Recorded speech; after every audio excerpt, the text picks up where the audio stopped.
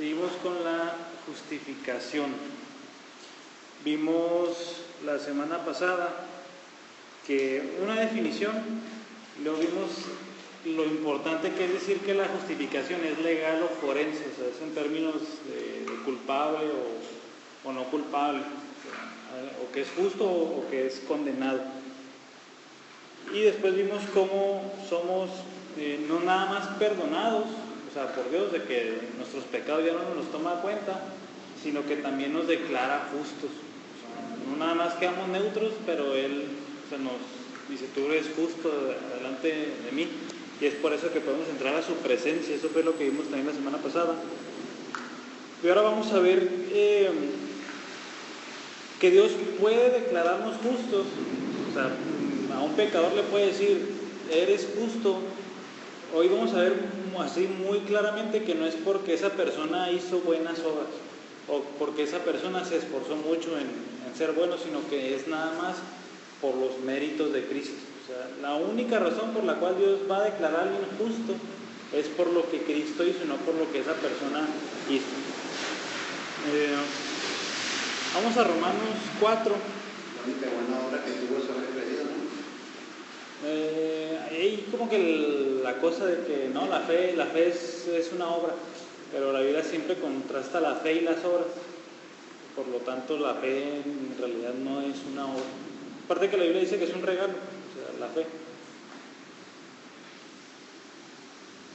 Si se fijan en Romanos 4, verso 3 dice, porque ¿qué dice la Escritura? Y creyó Abraham a Dios y le fue contado por justicia. Acuérdense que ese versículo también lo hemos visto en Gálatas, en el capítulo 3, en el mismo contexto, en cómo puede ser alguien declarado justo delante de Dios. Aquí Pablo pone la base.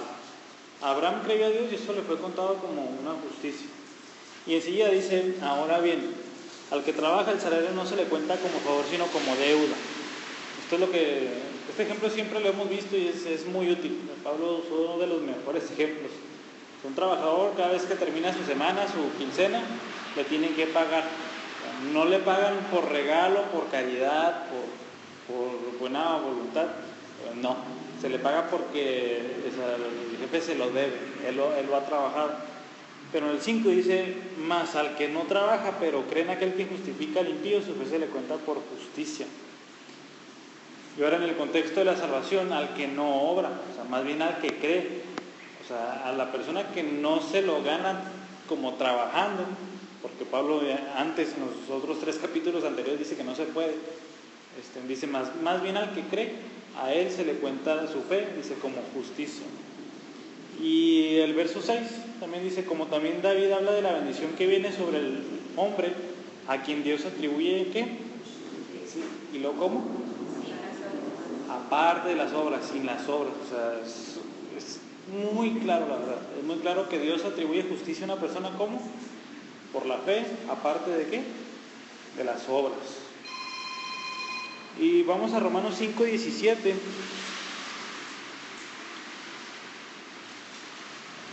En Romanos 5:17 dice, porque si por la transgresión de uno, por este reinó la muerte, mucho más reinarán en vida por medio de uno, Jesucristo, los que reciben la abundancia de la gracia y el don de la justicia. Si fijan, la palabra don es una palabra que también significa regalo.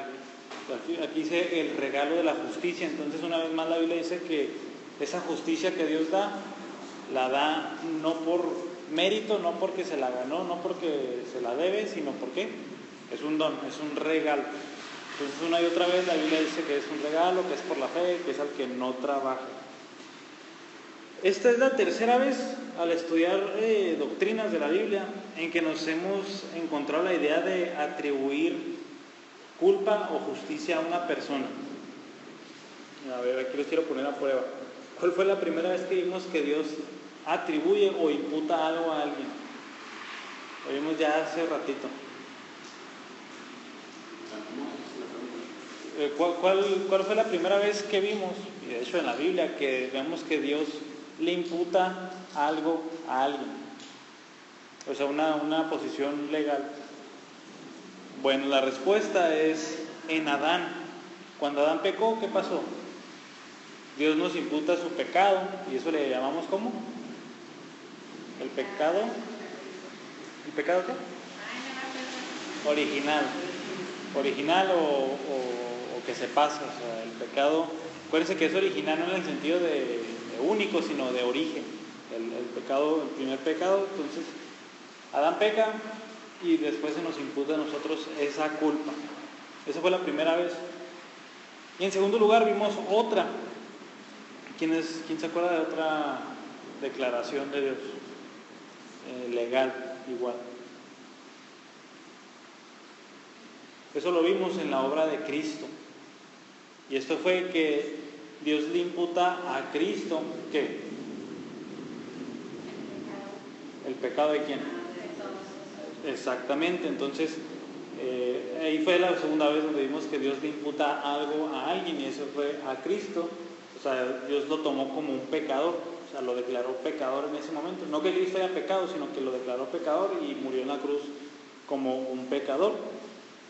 O sea, realmente, o sea, Cristo lo cargó como si fuera de él, o sea, por eso él pagó el pecado. Y esta es la tercera vez que vemos la idea de imputar algo a alguien, y ahora es a nosotros. Y ahora es la justicia de Cristo. O sea, si se fijan, es casi siempre lo mismo. O sea, Dios imputa la culpa del pecado de Adán a nosotros. Dios imputa la culpa de nuestro pecado a Cristo, y finalmente Dios imputa la justicia perfecta de Cristo, esa obediencia perfecta a nuestra cuenta, y eso se le conoce como la justificación. Acuérdense que la justificación es sí el perdón de pecados, pero va más allá. Pero también es Dios imputándonos legalmente que nosotros somos justos. Aunque no lo seamos, aunque sigamos viviendo de una manera que no lo amerita, pero Dios nos imputa la justicia de Cristo. 1 Corintios 1:30 dice Pablo que Cristo viene a ser nuestra sabiduría, nuestra justificación, santificación y redención. Está claramente como Pablo tiene eso así muy en cuenta, la justificación. Que Cristo se convierte en nuestra sabiduría, nuestra justificación, nuestra santificación y redención. O sea, Cristo es todo eso para nosotros.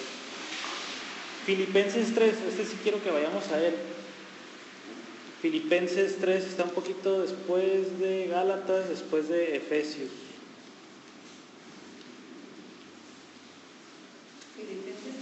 Capítulo 3. Vamos a leer desde el verso 7, vean qué dice. Bueno, antes Pablo dice, o sea, si alguien tiene que jactarse en la carne, o sea, qué bueno fui, qué tan religioso fui, ¿qué dice Pablo ahí más atrás? Dice, pues yo más, porque circuncidado al 8º día, bla, bla, bla, en cuanto al celo de la ley, fariseo, etc. Y lo dice el 7, pero todo lo que para mí era ganancia, ¿qué dice? Lo he estimado como pérdida por amor de Cristo. Dice, y aún más, yo estimo como pérdida todas las cosas en vista del incomparable valor de conocer a Cristo Jesús, mi Señor, por quien lo he perdido todo y lo considero como basura a fin de ganar a Cristo. Y fíjense muy bien el verso 9. Y ser hallado en Él, no teniendo ¿qué? Mi propia justicia derivada de la ley, sino ¿cuál justicia? Sino la que es por la fe en Cristo, la justicia que procede de Dios sobre la base de la fe. O sea, dice Pablo aquí, o sea, yo tengo un historial muy bueno si se trata de obras, si se trata de la ley. Dice, pero yo no quiero ser hallado así delante de Dios. O sea, yo sé que me va a ver pésimo, o sea, a pesar de mi supuesta justicia. Dice, más bien quiero ser hallado en Él, no con mi justicia, sino con la justicia de Cristo, aquella justicia que procede de Dios. O sea, esa justicia la da Dios, y dice, sobre la base de la fe.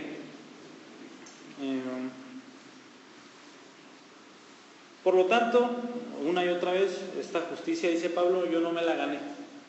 No fue, no me la dio Dios por mi obediencia, por mi justicia. Si se fijan aquí, pues hablando de lo que hemos estado viendo en Gálatas, esto lo contradice totalmente, ¿verdad? O sea, no.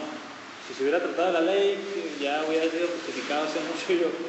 Pero dice, no, a pesar de eso, yo no quiero ser hallado con mi propia justicia, sino con la justicia de Cristo. ¿Y por qué toda esta base? O sea, aquí estamos dejando claro esto, de que la justificación viene de Dios, no viene de uno mismo y es nada más por la fe. ¿Por qué? Esta es la diferencia central en lo que es el cristianismo, protestantismo y el catolicismo romano desde el tiempo de la Reforma. O sea, desde que Martín Lutero empezó a empujar esta enseñanza que no se la inventó él, sino que los cristianos desde antes la habían creído, empezó ahí el conflicto. Ahorita vamos a ver qué enseña más la Iglesia Católica en cuanto a la justificación, pero vamos a ver aquí dos cosas. Si la justificación nos cambiara por dentro, y si la justificación fuera así, o sea, la justificación me cambia por dentro y depende yo de mis buenas obras, es así como yo soy justificado, que es lo que vamos a ver. Hay dos problemas. Nunca podríamos ser declarados perfectamente justos. ¿Por qué? Porque soy transformado, o sea, voy poco a poco. ¿Qué es lo que sigue habiendo en mi vida? Pues sigue habiendo pecado. Por lo tanto, Dios nunca me va a decir, eres perfectamente justo delante de mí. ¿Por qué? Porque siguen siendo mis obras, por más buenas que sean, siguen siendo mis obras siempre manchadas de pecado. Y siempre con fallos, siempre con pecado, con caídas, a lo mejor como la de David, o sea, etc. Entonces Dios jamás me puede declarar perfectamente justo. Y si se fijan, si confío en Cristo, ¿cómo soy? ¿Qué tanta justicia tengo? Pues la máxima, o sea, total, no tengo ningún pecado delante de Dios. Y si se trata de que soy justificado por mis obras, o sea, ¿dónde está la expiación por mis pecados, o sea, que sí he cometido? Pues supongamos, tengo 1000 buenas obras y tengo un pecado, pues le fue bien, pero el pecado ese no queda ahí al aire, no se pierde, no se borra. Ahí tienes el pecado, ¿y qué dice la ley? O sea, pecaste, mereces la sentencia de la ley. ¿Cómo vas a expiar ese pecado? O sea, ¿quién va a morir en tu lugar? O sea, ¿qué va a pasar con esa culpa? Entonces, otra vez, si la justificación viene a ser por obras, tenemos esos dos problemas. Uno, no vamos a ser declarados perfectamente justos nunca. Y dos, ¿qué de los pecados? O sea, ¿qué de los pecados que sí he cometido? O sea, ¿qué va a pasar con ellos? Esto siempre lo contrastamos con Romanos 5.1, que dice Pablo, habiendo sido justificados por la fe, tenemos paz con Dios. O sea, ¿quién tiene las agallas de decir eso sino alguien que confía totalmente en Cristo? O sea, por supuesto que nadie lo puede decir si es que depende en algún grado de sus obras. Por Romanos 8.1, que ninguna condenación hay para los que están en Cristo Jesús. ¿Cómo lo va a decir una persona que tiene pecado? O sea, él sigue siendo condenado por más buenas obras que tenga. O sea, él sigue siendo condenado por el pecado que tiene. Ahora sí vamos a ver la interpretación católica de la justificación. Pues lo bueno es que ya tenemos bastante trasfondo de lo que hemos visto en Gálatas y en esta clase de la justificación. Y eso es lo que entiende, de que la justificación es algo que nos cambia desde el interior y de ahí nos vamos haciendo más santos cada vez. Aquí les voy a leer algunas citas. Fíjense, según la enseñanza del Concilio de Trento, que el Concilio de Trento fue como la respuesta a los reformadores. San Martín Lutero, Zwinglio, Calvino empezaron a predicar el Evangelio y la respuesta de los católicos fue el Concilio de Trento. Dice, según la enseñanza del Concilio de Trento, la justificación es, ojo con las palabras, santificación y renovación del hombre interior. Con el fin de que la justificación empiece, uno debe empezar siendo bautizado. Eso es muy, muy claro. O sea, la enseñanza católica es, ¿cómo soy justificado? Es bautízate. Eso es lo primero que te dicen. Para ser justificado necesitas bautizarte. Y luego, o sea, ya como adultos, sabemos que el bautismo es de niños. Como adulto, continuar teniendo fe. Eso es lo que enseña. Dice la causa instrumental, o sea, la manera en que alguien es justificado. Dice, de la primera justificación es el sacramento del bautismo, pero la justificación del adulto no es posible sin fe. En cuanto a lo que tiene que ver con el contenido de la fe que justifica, la llamada fe fiduciaria, palabras muy latinas todavía de ellos, no es suficiente. O sea, esa fe que dicen que tienes que tener ya de adulto para para seguir estando justificado, no puede ser nada más una confianza en Cristo.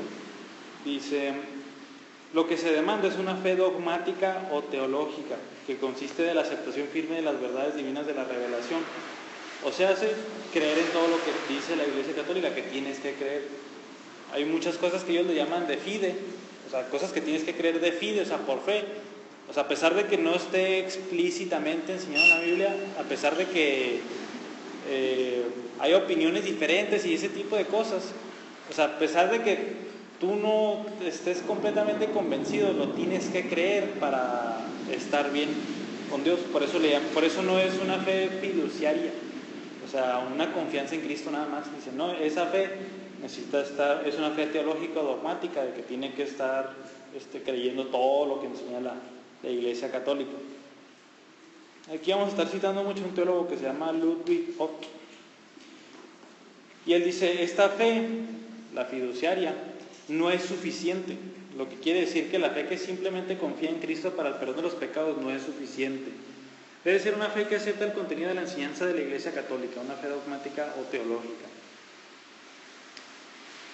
Entonces, podemos decir que, o sea, el concepto católico de la justificación no es una justicia adjudicada, que es lo que nosotros estamos diciendo, ¿verdad?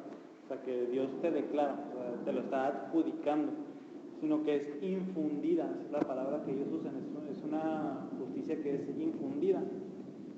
¿Por qué es infundida? Porque Dios la pone en ti y tú la vas trabajando. O sea, esa justicia Dios, o sea, te la da, y esa justicia te va transformando, y por eso tú empiezas a hacer buenas obras. Por lo tanto, esto cae en diferentes niveles de justificación. O sea, si Dios nos dio a nosotros esa fe, esa justicia, pues a lo mejor alguien hace más buenas obras que otro, entonces hay diferencia de justificación, y dicen que sí hay uno más justificado que otro. Esto conlleva una de las enseñanzas católicas, pues también hay complicadas, de que una persona nunca puede estar segura de estar en un estado de gracia. En otras palabras, una persona nunca puede estar segura de su salvación. Eso es lo que enseñan. Lo que dicen es, o sea, para que tú estés seguro de que eres salvo, necesitas una revelación. O sea, que Dios te diga que pase algo así extraordinario. O sea, algo externo, o sea, tú no puedes tener esa certeza, necesita venir como de fuera, que venga esa seguridad. El Concilio de Trento dice, si uno considera su propia debilidad y su disposición defectuosa, bien puede que esté temeroso o ansioso en cuanto a su estado de gracia, pues nadie conoce con seguridad de fe, que no permite error, que haya alcanzado la gracia de Dios. O sea, prácticamente nadie puede estar seguro, o sea, de su condición delante de Dios. Esta persona, Ott, dice, esta incertidumbre del estado de gracia se debe a esto. Quiero que pongan mucha atención con lo que dice. Que sin una revelación especial nadie puede con certeza de fe saber si ha cumplido o no todas las condiciones que son necesarias para alcanzar la justificación. Fíjense, acuérdense que las palabras siempre son muy importantes, ¿verdad? Si ha cumplido o no todas las condiciones que son necesarias para alcanzar la justificación. En otras palabras, la imposibilidad de la certidumbre de fe, sin embargo, no excluye bajo ningún concepto una elevada certidumbre moral respaldada por el testimonio de la conciencia. O sea, esto es, si tú estás viviendo conforme a la voluntad de Dios, eso no significa que no estés así como que confiado, no seguro, pero confiado de que, o sea, no es que yo he vivido, o sea, yo cumplo los mandamientos de Dios, etcétera, yo voy a la misa, o sea, conforme yo hago esas buenas obras, dice aquí, eso puede que te dé confianza, pero la seguridad no. Entonces, eso aquí el detalle. Como ellos ven que la justificación es algo que Dios hace dentro de nosotros, termina en esto, en diferentes niveles de justificación, varios grados. Dice aquí, el grado de gracia justificadora no es idéntico en todos los justos, y la gracia puede aumentarse mediante las buenas obras. Dice Ott. Dice aquí Ott va a explicar desde el punto de vista católico contra el de los reformadores. Dice, Como los reformadores consideraron erróneamente la justificación como solo la adjudicación externa de la justicia de Cristo, se vieron también obligados a sostener que la justificación es idéntica en todos los hombres. El Concilio de Trento, sin embargo, declaró que la medida de la gracia de la justificación recibida varía en la persona que es justificada, conforme a la medida de la libre distribución de Dios y de la disposición y de la cooperación del recipiente mismo. Está interesante, ¿verdad? O sea, esto, pues, ¿qué podemos decir? O sea, si se fijan en Gálatas, que hemos visto el término justificación, etcétera, nunca hemos visto algo así como de, pero la justificación se trabaja, o la justificación crece, o la justificación pues se eleva, o algo así. Es por eso que cuando leemos esto tenemos así como que luego la espinita de qué significa todo esto. La consecuencia lógica, o sea, de esta enseñanza, o sea, si seguimos los pasos cuidadosamente que estamos viendo, es que nuestra salvación, si se fijan, no está basada totalmente en la gracia de Dios. O sea, en realidad la gracia de Dios no es suficiente para que una persona sea salva. Así como ahorita dijo aquí, es la cooperación también. O sea, Dios pone la gracia, pero uno pone las buenas obras, y así es como una persona es salva. Otra cita dice: para el justificado la vida eterna es tanto un don de gracia prometido por Dios como una recompensa por sus buenas obras y méritos. Las obras beneficiosas son al mismo tiempo dones de acción de Dios y acciones meritorias del hombre. Otra vez otras palabras así fuertes y o sea, interesantes, que sí, alguien es salvo tanto por el regalo de Dios, pero tanto por las buenas obras y los méritos de la persona. ¿Cómo apoyan esta enseñanza? Por medio de la Biblia. He aquí el detalle. Si se fijan, cuando hablamos de la justificación, nos vamos a pasajes que dicen que Dios atribuye justicia por la fe sin obras, o sea, contextos así del perdón de pecados y cómo Dios da su justicia. El problema es que para respaldar esta enseñanza lo que hacen es tomar pasajes que no nada más hablan de la justificación, y ese es el problema. Agarran pasajes que hablan sobre la vida cristiana, sobre el día a día. Agarran pasajes que hablan sobre la regeneración, o sea, cómo Dios nos cambia por dentro. De ahí que dicen que la justificación es Dios obrando dentro de nosotros. La santificación, o sea, cómo una persona va creciendo poco a poco o sea, en santidad, o sea, cómo el cristiano día con día lucha contra el pecado. La posesión o el uso de los dones que tiene el cristiano. Y el problema es que agarrar todos esos pasajes y ponerlos bajo el encabezado justificación crea muchísimos problemas. O sea, no hay necesidad de meter la santificación en la justificación, porque la Biblia los trata diferentes, por separado. O sea, rara vez los junta, y cuando los junta los sigue separando una cosa de otra. Ahorita leímos en 1 Corintios 1:30, ¿verdad?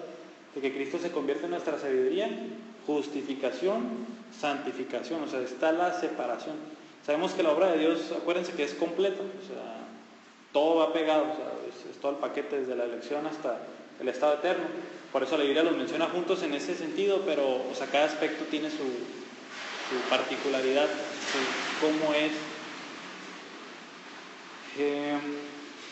¿Y cuál es la finalidad de ponerlo de otra manera?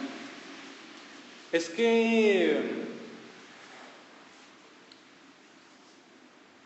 en el periodo medieval se empezó a hacer mucho énfasis en eso, en la moralidad, en un moralismo.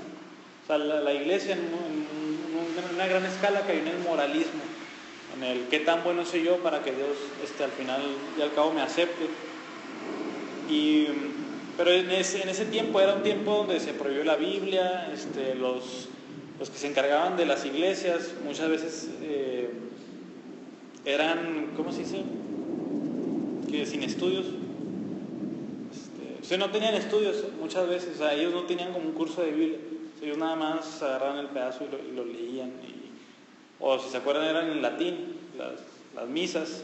Y a veces ni siquiera sabían qué decían, y ellos nada más la soltaban toda de cajón. O sea, por lo tanto, la Biblia se convirtió en algo pues oscuro, algo que el pueblo, más que nada la gente, no conocía.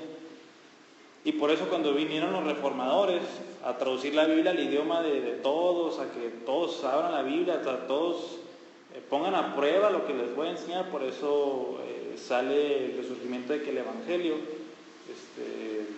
el Evangelio no es ese, el Evangelio es creer en Cristo totalmente. Y luego hubo con la Reforma se combinó lo que se le conoce como el Renacimiento y la Ilustración.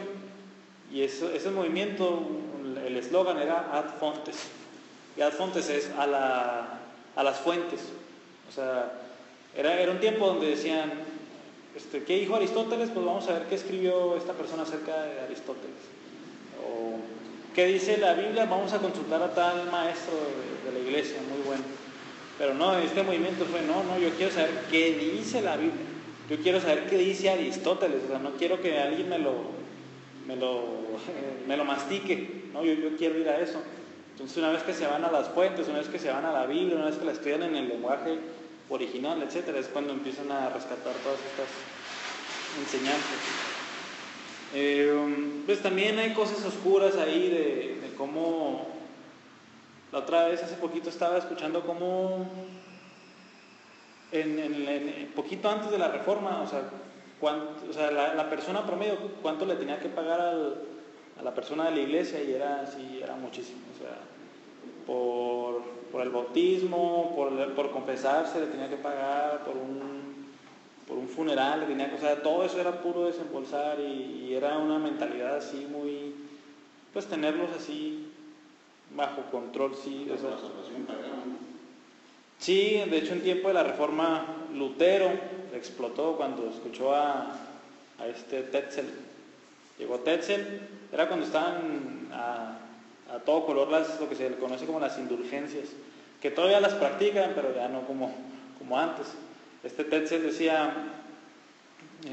escuchen a sus parientes en el purgatorio. O sea, era algo espantoso lo que anunciaba Tetzel, que la Iglesia Católica terminó diciendo que lo que hacía estaba mal, pero ahí también o sea, él venía comisionado para hacer eso. Es que las indulgencias estuvieron muy fuertes porque iban a construir la Basílica de San Pedro. O sea, si uno va a Roma y ve la Basílica de San Pedro, lo que uno piensa es se construyó con mucho dinero de indulgencias. O sea, una de las frases muy famosas de Tetzel era: en cuanto cae la moneda en el cofre, se libera un alma del purgatorio. Y era muy buen vendedor, era muy buen comerciante. Entonces Lutero, en ese tiempo todavía no era cristiano, pero ya estaba estudiando la Biblia, y fue cuando clavó sus tesis. O sea, si el Papa tiene el poder para rescatar almas del purgatorio, dice, ¿por qué no lo hace de buena voluntad sin pedir nada de dinero? O sea, ese tipo de cosas empezó a escribir Lutero, y fue lo que le empezó a ocasionar muchos problemas. Entonces sí estaba muy corrompido Todo siempre fue algo por el poder, ¿no? Sí, tiene mucho que ver. O sea, había mucha gente que lo hacía no con malas intenciones, pero equivocadamente. Entonces hay un balance ahí, no es de que pura tiranía y puro dinero, pero sí tiene mucho que ver eso. ¿Qué más? O sea, es que está interesante porque cuando sale Martín Lutero con el Evangelio, de repente otra persona, bien lejos, que también estudió la Biblia, llegó a las mismas conclusiones que él. O sea, por eso sabemos que Martín Lutero no es como el inventor de lo que creemos. Pero sí, como él empujó mucho, y él pudo llevar el Evangelio a muchos lados, por eso hablamos mucho de él. Porque hubo un tiempo en que no, la Iglesia Católica. ¿Cómo? ¿Qué? O sea, de que no se leía el Evangelio al final. Sí, duró mucho. Sí, de hecho, como 100 o 200 años antes de Lutero, había gente que decía, no, es que ¿por qué no tenemos Biblias? Y clandestinamente empezaron a traducir la Biblia y los quemaban vivos por hacerlo. De hecho, nosotros no tendríamos Biblias en nuestro idioma si no fuera por la sangre de muchas personas que dijeron no. ¿Pero quién se los prohibió? La iglesia, papa, cardenales. Sí, está prohibido, no puedes. Pero ellos no la tenían, ¿no? Sí, pero ellos decían, es que nada más nosotros podemos leerla. De hecho, ahorita creen eso. Tú puedes leer la Biblia, pero no puedes creer lo que se te dé la gana. O sea, nosotros somos quien... Sí, nosotros somos los intérpretes. Y aquí están las ¿cómo se dice? Es que las cosas han cambiado mucho desde hace muy poquito, por todo esto que sucedió. O sea, este mismo Concilio de Trento dice: todo aquel que diga que es justificado por la fe nada más y no por las obras sea anatema. O sea, eso dice el Concilio de Trento. Sí, así, tal cual, que diga que es justificado por la fe sin ninguna obra sea anatema. Pero aquí dice que no. Es el detalle. Porque como siempre hemos dicho, al creer, pues vas a través de buenas obras, ¿verdad? Pero no por hacer las obras, sino por fe. Sí, y fue lo que eso le empezaron a decir los católicos a los reformadores. Vamos, qué padre evangelio, ¿verdad? Nada más por la fe en Cristo. Y ellos decían, no, nosotros no estamos predicando ningún libertinaje. O sea, aquí dice cómo el que ha sido verdaderamente convertido empieza a hacer las buenas obras. Pero no, como ustedes enseñan, que las buenas obras me van a salvar, que es diferente. O sea, esto de la justicia infundida era lo que ellos tenían así, totalmente ya así, muy arraigado. Ahorita que estamos hablando de esto, William Tyndale, que fue de los primeros en traducir la Biblia a inglés, tuvo una discusión ahí con unos cardenales y obispos, y le decían, ¿para qué quieres traducir la Biblia? O sea, pues la gente tiene con lo que nosotros leamos, etc. Y, o sea, inclusive los papas, muchos de esos papas de esos tiempos eran políticos, o sea, cero interés por la iglesia, tenían muy poco conocimiento muchas veces de las cosas espirituales. Y William Tyndale muy famosamente también les dijo a ellos, o sea, voy a hacer que la persona del campo sepa más de la Biblia y de Dios que el Papa. Y en un sentido eso se cumplió, o sea, eso se cumplió. Y sí, o sea, ¿qué pasa cuando la gente lee la Biblia? Pues lo que sucedió hace ya como 5 o 6 siglos. De hecho, o sea, fue tan liberador el mensaje del Evangelio en ese tiempo. ¿Cómo que no tengo que pagar? ¿Cómo que no tengo que hacer esto? Que ese evangelio se esparció así como un fuego. Así. Empezaron aunque con mucha sangre, con mucha persecución, pero gracias a Dios, con su soberanía, que el evangelio sí se promulgó fuertemente.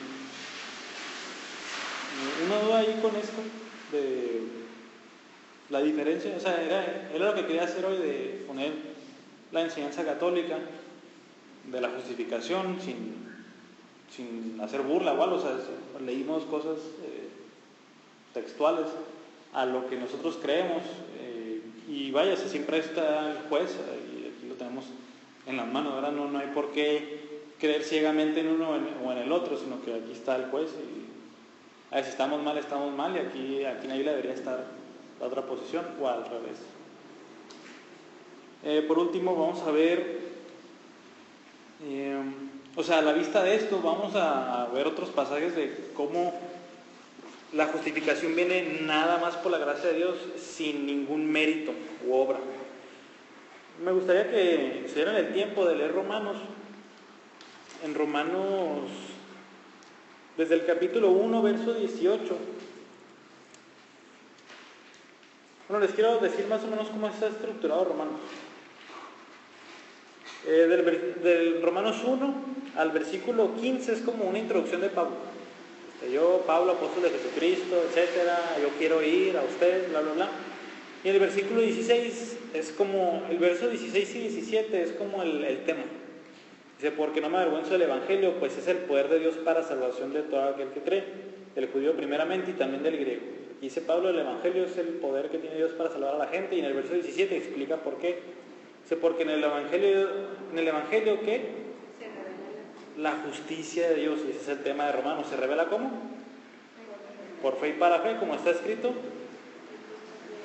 gusto por la fe y vida, y eso también lo vimos en Gálatas. Y ahora, desde el verso 18 hasta el capítulo 3, verso 20, Pablo, es un argumento de Pablo de que todos somos pecadores, no hay ni uno que se libra. De hecho, en el capítulo 2 dice, y tú, judío, o sea, a pesar de que tienes la ley, no eres nada mejor. Tú que enseñas a robar, robas. Tú que enseñas que está mal hacer esto, lo haces, etc. Y la conclusión, una conclusión está en el verso 9 del capítulo 3. Entonces, que nosotros somos mejores que ellos, esto es de los judíos. De ninguna manera, porque ya hemos denunciado que tanto judíos como griegos, dice, están todos bajo pecado. Y no, es poquito.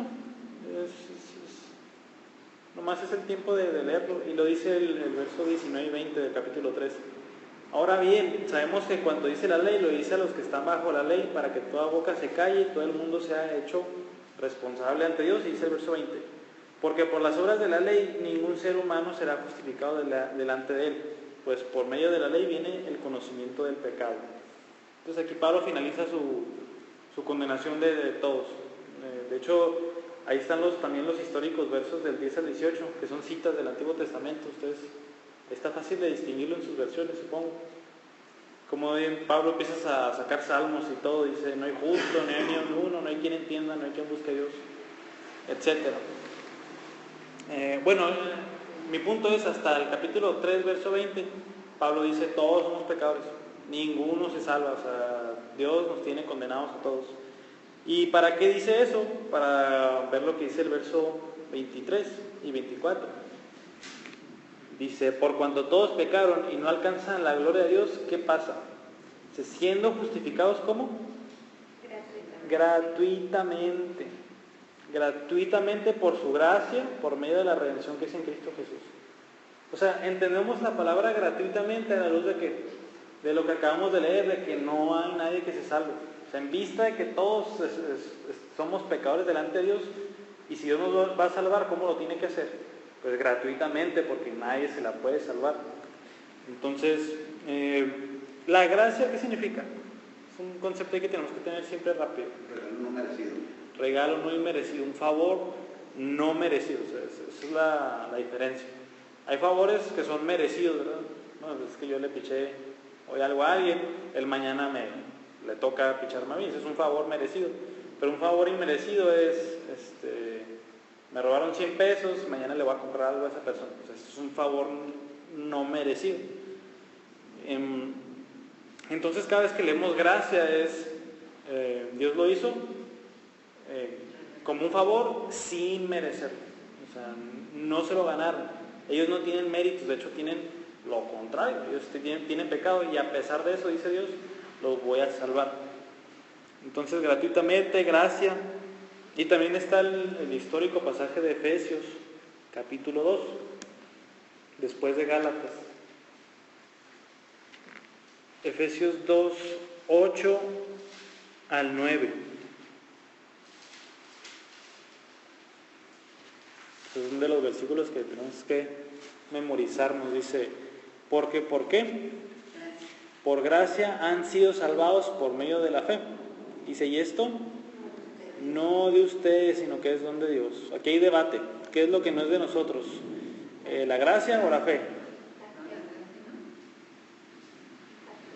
¿La fe o la gracia? Gramaticalmente, tanto la gracia como la fe dice no son de ustedes. Esa es la respuesta. Ni la gracia ni la fe es de nosotros, sino que es ¿qué? Un don de Dios. En otras palabras, un regalo de Dios. ¿Y qué dice 9? No por obras, ¿para que qué? Para que nadie se gloríe. O sea, y ahorita que volvemos a la enseñanza católica de los grados de justificación, es que feo, ¿verdad? O sea, que alguien tenga más justificación que otro. Y este es el punto. ¿Qué va a pasar si uno tiene más justificación que otro? Pues jactancia, pues orgullo, ¿no? Yo tengo más que tú, él tiene muchos menos, él tiene más que yo, o sea, sería espantoso, pero si todos tenemos la justicia de Cristo, dice, no por obras, ¿para que qué? Para que nadie se gloríe, nadie se jacta. Si todos somos salvos de la misma manera, con la misma justicia, no hay jactancia alguna. También Tito 3:7, es un versículo muy bonito. Después de los Timoteos.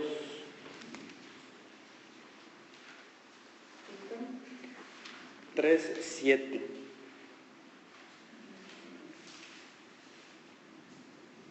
Desde el 6, bueno, del 5.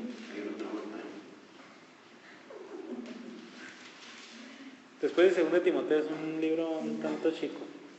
Desde el 5 dice, Él nos salvó, no por obras de justicia que nosotros hubiéramos hecho, sino conforme a su misericordia por medio del lavamiento de la regeneración y la renovación por el Espíritu Santo, que Él derramó sobre nosotros abundantemente por medio de Jesucristo nuestro Salvador, dice el 7, para que justificados por su gracia fuésemos hechos herederos según la esperanza de la vida eterna.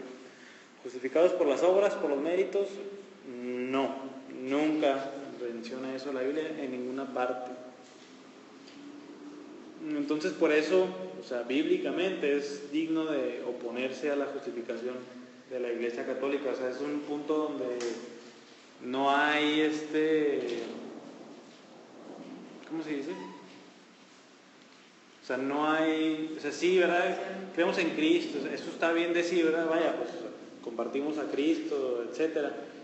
Pero la diferencia grande está en la justificación, y en su momento vimos la expiación de Cristo, de que el sacrificio de Cristo es una vez para siempre, ellos siguen haciéndolo esta vez. Entonces, ¿nos separa algo con ellos? Sí, hay muchas cosas que nos unen, muchas, pero las que nos separan son las más importantes. O sea, definitivamente, la justificación, cómo voy a estar delante de Dios, y la obra de Cristo, si fue una vez para siempre o si no. ¿Una duda de lo que vimos hoy?